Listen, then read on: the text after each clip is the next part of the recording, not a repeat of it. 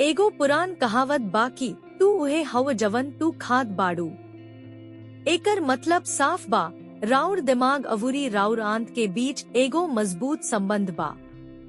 आए दोनों के जोड़े वाला नस के एगो सेट होला जवना के वैगस नर्व कहल जाला। वैगस नर्व के माध्यम से दोनों के बीच संदेश के स्थानांतरण होखेला। विश्वास ना करे के बा, एगो उदाहरण से समझल जाव। जब भी परीक्षा होखेला त घबराहट महसूस होखेला, लेकिन एकरा संगे संगे पेट में भी अजीब दर्द होखे लागेला। अवूरी कबोकबो दस्त तक होखे लागेला। होला ना? अब सोची, जब बहुत भूख लागल बा त काहे नाराजगी महसूस होखे लागेला।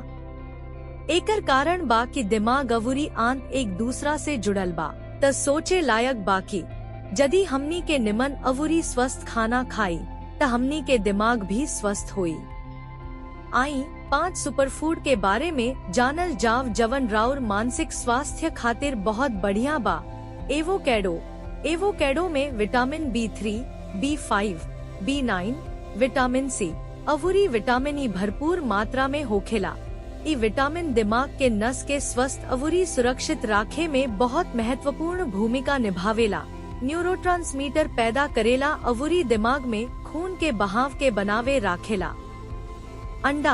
अंडा में विटामिन B1, 2, 3, 6 अवूरी 12 होखेला, जवन की दिमाग के सामान्य काम करे में मदद करेला। एकरा अलावे अंडा में कोलाइन अवूरी ल्यूटिन होखेला, जवन की राउर याददाश्त के शक्ति बढ़ावेला। अखरोट में एंटीऑक्सीडेंट के भरमार होखेला, जवन की दिमाग के नुकसान से बचावेला। याददाश्त अवूरी सीखल बढ़ावेला, अवूरी याददाश्त कम होखे के बीमारी डिमेंशिया से बचाव करेला। सामन ओमेगा 3 फैटी एसिड से भरपूर मछली हा, जवन की दिमाग के नुकसान से बचावेला। अवूरी एकर एंटीऑक्सीडेंट राउर दिमाग के उम्र से जुड़ल मानसिक समस्या से बचावेला। ब्लूबेरी में एंटीऑक्सीडेंट के मात्रा कवनो अवूरी फल के मुकाबले ज्यादा होखेला। ई एंटीऑक्सीडेंट आपके दिमाग के याददाश्त में सुधार करेला, अवूरी दिमाग के जवान राखेला। अगर रवा सभे के ई वीडियो पसंद आयल त लाइक आ शेयर जरूर करी। हमनी के चैनल मेडविकी के सब्सक्राइब करी।